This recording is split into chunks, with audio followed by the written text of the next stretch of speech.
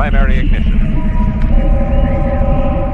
Welcome to Unlimited Power. My name is D-Rod, and here's my Twilight of the Republic pre-release guide for Star Wars Unlimited's newest leader, Mace Windu.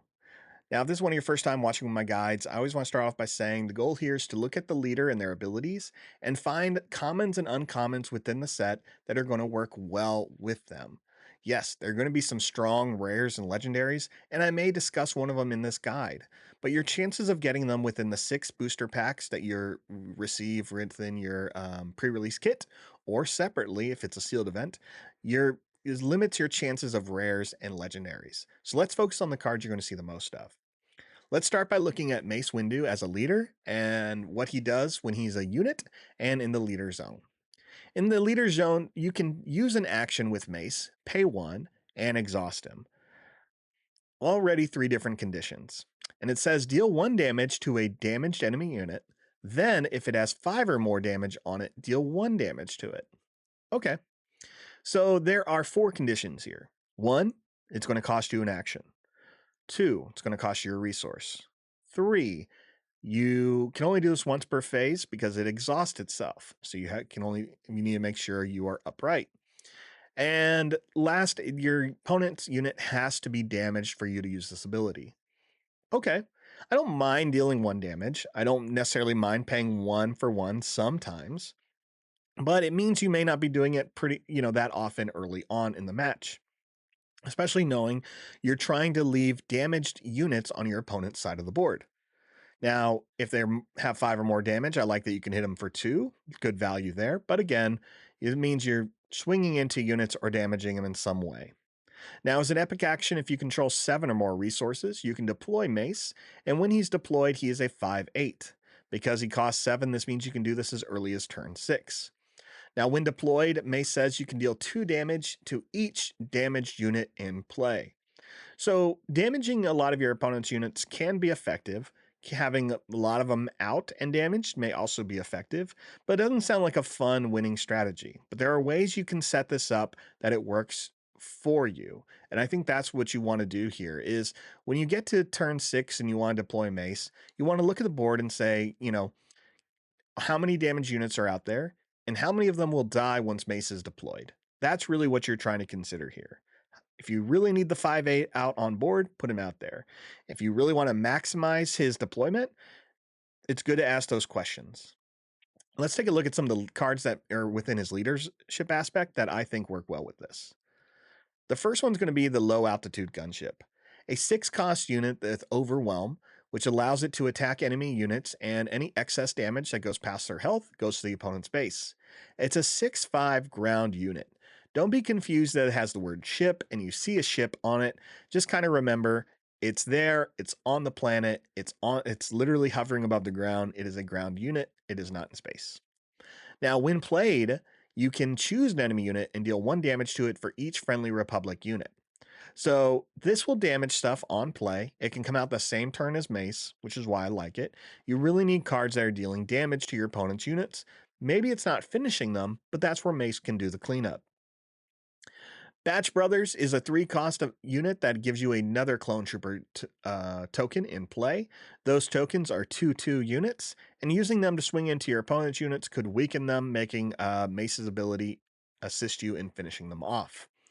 Last is Heavy. Heavy does not have the hero aspect, but I really wanted to pinpoint him and what he does here. He's a 4-cost 4/4 with Coordinate. Coordinate is one of the new abilities found within this set, and it gives your unit a certain type of ability when you control 3 or more units. In Heavy's case, it gives him Raid 2. This allows him to attack at a 6 instead of a 4, and when he's defeated, he deals 1 damage to each enemy ground unit. Picture this. It's turn 6. You can deploy Mace Windu. You have Heavy out and 2 other units. Your opponent has several units on board, all of them with anywhere between 3 to 2 health remaining. You use Heavy and you swing into the heaviest unit your opponent has. Heavy hits them for 6 and dies. He then deals 1 damage to all your enemy ground units. Your opponent takes this opportunity to swing 1 more time with whoever they have available, who's probably their strongest unit, and then you deploy Mace. Mace now deals 2 damage to every damaged ground unit that heavy hit, and so that's 3 damage in 1 turn, hopefully killing a lot of them. That's kind of the setup you're looking for, and heavy being an uncommon is a good one to set your sights on. Now, in the aggression aspect, because you're going so far with Mace, I recommend Aura Singh. I like Aura Singh. I really think she's fun. I think it's not uncommon. I want to put in every red deck, but when you have such a high cost unit, it's worth looking at. She's a 7/6 with Overwhelm, and she says when an enemy ground unit attacks your base, ready her. Great. Great. Amazing, right? It forces your opponent to swing into them if they really want to. And if they don't, well, guess what? Aura Singh's just going to keep attacking. I like cards like that. Daring Raid is a one-cost event that deals 2 damage to a unit or base, which can help you with the mace triggers. And Grenade Strike is another card that deals 2 damage to a unit for 2, and it allows you to do 1 more damage to another unit in the same arena. Spreading your damage around is going to be super efficient if you're trying to use Mace's abilities or time his deployment, when deployed ability correctly. In the command aspect, let's look at Shock T, a 4-cost 3/4 that says each friendly token unit gets +1/+0, and on attack, she creates clone trooper tokens. Tokens are going to be efficient here, especially because clones are 2/2s. This allows them to hit pretty hard, and Shock T makes them stronger. She's not a bad cost at the 4, and her stats are pretty decent. She's also an uncommon, so you may get 1 if you're lucky, maybe 2. Advanced Recon Commando is a strong unit here with Overwhelm. It's a 3-cost 4/3. Look at him. He looks cool. He hits hard. He's a common, so you should have 2, maybe 3 of them in your deck. Pretty good. And then Clone Commander Cody has Overwhelm as well, but he has the Coordinate mechanic that gives all friendly units +1/+1, except, well, all other, so everyone except himself, and Overwhelm. So not only does he spread the wealth of his ability, he strengthens all of your units, making them hit a little bit harder, strengthening what Mace wants to do when he can deploy. In the vigilance aspect, we have the infantry of the 212th with coordinate and sentinel. That sentinel ability can buy you the time if you're playing a lot of low cost units, which you might.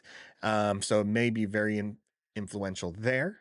The 41st Elite Corps is going to give you coordinate where they can strengthen themselves and become a 3/6 as long as you have 2 units in play. Giving yourself more health is going to be important because you want your units to swing into your opponent's units to trigger Mace's ability. So if they have more health and can survive the attack, or if they're swinging into a sentinel unit, the elite corps can survive it and stay in play. And next is Obi-Wan's Aether Sprite, an uncommon space vehicle that's a 4/6 that says when played and on attack, you may deal 1 damage to it and 2 damage to another space unit. Again, damaging your opponent's units can be very important on your deployment phase or just trying to use Mace's ability. In the cunning aspect, Hidden Sharpshooter is just a strong ambusher for 4. They are a 4/3. You may give your clones some other benefits because you are playing Republic and doing a lot of clones, but 4 for a 4/3 is pretty solid when you know it can do a lot of damage to a leader or take out a token without too much of a penalty. Speaking of ambushes, Plo Koon does this as well. He's a 5-cost 3/6 ground unit with ambush. But if you have coordinate online, he gets raid 3, and that means he hits for 6. So 2 units in play, play Plo Koon, there's your 3rd unit, hit for 6. You're going to definitely hurt a leader if it's in play, which he's good to save for, or you're just going to really demolish a ground unit. And next is Clear the Field, a strong tactic for heroes in such a token heavy set. Clear the Field allows you to choose a non-leader unit that costs 3 or less. Tokens cost 0, and return it and each enemy non-leader unit with the same name as it to their owner's hands. This is going to remove them from the game because tokens cannot exist in a deck, in a discard pile, or in a hand. So Clear the Field will definitely do exactly that. For the hero aspect, I'm going to recommend this group of clone troopers, the Phase 1, the Phase 2, and the Republic Commando. All of them have very similar stats of a 3/2, 3/2, and a 2/5. They are all beneficial to you, and it doesn't hurt you to go a little bit wider with these a little bit beefier clones. And lastly is the non-aspect cards.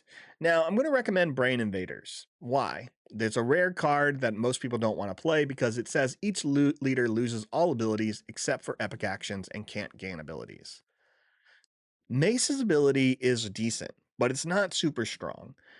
And Mace also has a when deployed ability. So you can kind of time when you want Brain Invaders out to where it doesn't hurt you too much. Because Mace's ability is so conditional, Brain Invaders has a little bit more value depending on who you're playing. And it's worth considering putting it in if you do draw this, because it can stop a lot of these other leaders in the sealed event. Volunteer Soldier works really well because you're going to have a lot of troopers, whether droids or clones, and it's going to lower the cost of the Volunteer Soldier to 2. When they attack, they get raid 1, so they become a 3/3 when they're swinging. Good value. Last is Private Manufacturing. It says for 2 resources, you can draw 2 cards. And if you control no token units, you have to put 2 cards from your hand on the bottom of your deck in any order. You should have a token in play, but paying 2 to draw 2 is great. Paying 2 where you may have to filter 2 on the bottom of your deck, I still don't mind. But you're probably going to get the value here out of 2 cards, so don't sleep on it just because it's gray. These are all the suggestions I have when playing Mace Windu at your local event. Let me know in the comments below, what did you end up pairing with Mace? Were there any rares or legendaries that you found really worked? Were you using this ability every turn? I'm curious. As excited as I am to have Mace in a constructed, we'll see if he's a character I really want to play in limited. Either way, I wish you luck at your future event, and if you need more content like this, make sure you're liking and subscribing this video as we approach the release of this set and start looking at set 4 coming in next year. Thanks again for watching. Good luck again at your future events, and may the Force be with you.